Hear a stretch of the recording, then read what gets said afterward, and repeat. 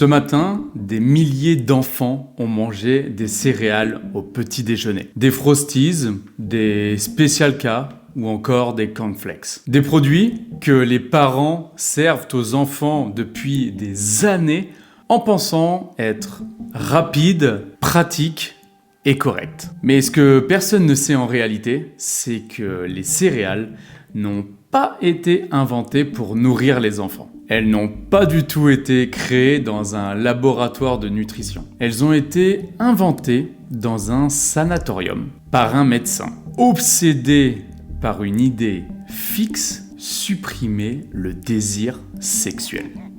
Voici aujourd'hui l'histoire vraie de John Harvey Kellogg et de comment son invention est devenue l'un des produits les plus vendus au monde dans les magasins.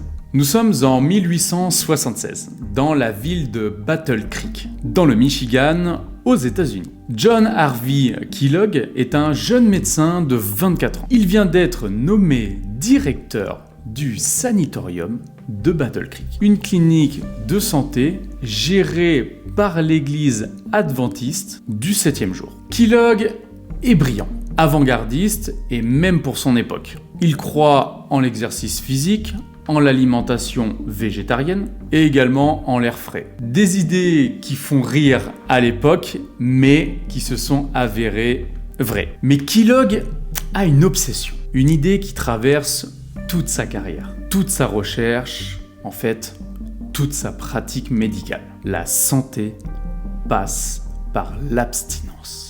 Et cette abstinence, pour lui, passe par l'alimentation. Kellogg est convaincu, comme beaucoup de médecins de son époque, me direz-vous. Il est convaincu que ce que l'on peut manger influe directement sur nos pulsions. Que la viande, les épices, les aliments riches excitent le corps et l'esprit d'une manière qu'il juge néfaste. Sa solution ?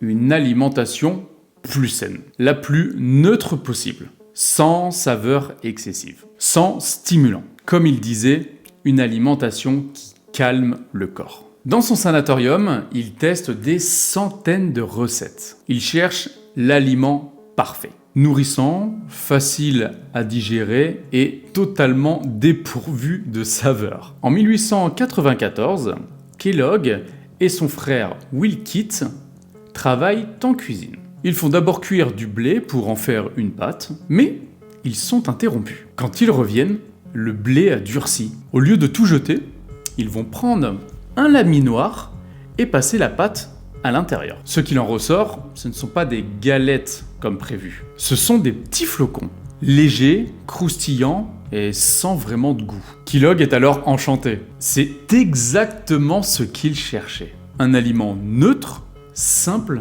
et qui ne stimule pas. Il a fait alors la même chose avec du maïs. Et le fameux cornflakes est né. Dans le sanatorium, les cornflakes sont servis tous les matins aux patients. Pas sucrés, pas avec du lait entier, sec.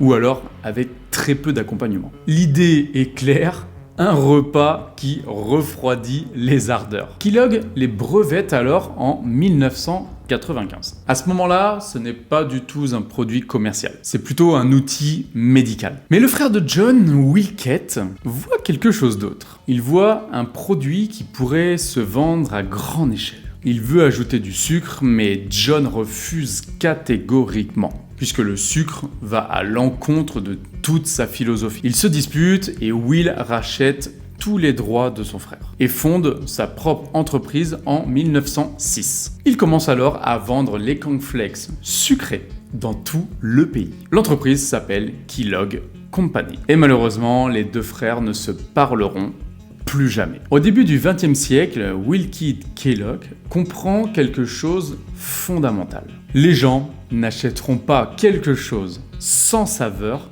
pour calmer les ardeurs. Ils achètent un produit sain, moderne, avec du goût. Alors, il investit massivement dans la publicité. Et c'est d'ailleurs une des premières grosses campagnes aux États-Unis. Le message est simple, Kellogg's Cornflakes est le meilleur petit déjeuner. Rapide, pratique et sain. En quelques décennies, le produit envahit les cuisines américaines puis européennes.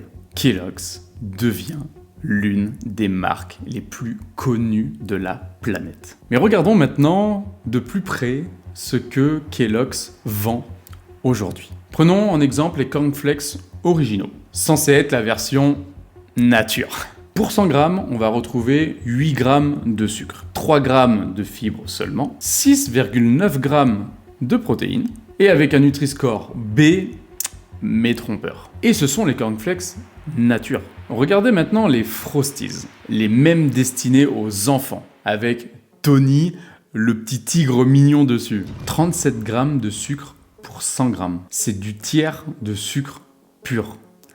Idéal pour les enfants. John Harvey Kellogg voulait supprimer tout plaisir. Et son frère a construit un empire sur eux. Cette histoire ne parle pas seulement d'un médecin excentrique du 19e siècle, elle parle de quelque chose qui se passe encore aujourd'hui. Un produit créé avec une attention particulière, complètement modifié par du marketing de masse en quelque chose de complètement différent. Vendu à des générations de parents, comme dites, idéal pour les enfants. Ce n'est pas une question de culpabilité, parce que personne ne sait ça. Ce n'est pas enseigné à l'école, et les boîtes ne le disent pas. Mais c'est simplement une histoire qui valait la peine d'être connue. Si vous voulez changer quelque chose, voici 3 alternatives qui tiennent en 5 minutes pour le matin. Des flocons d'avoine nature, peu transformés, riches en fibres et rassasiants. À personnaliser avec un fruit,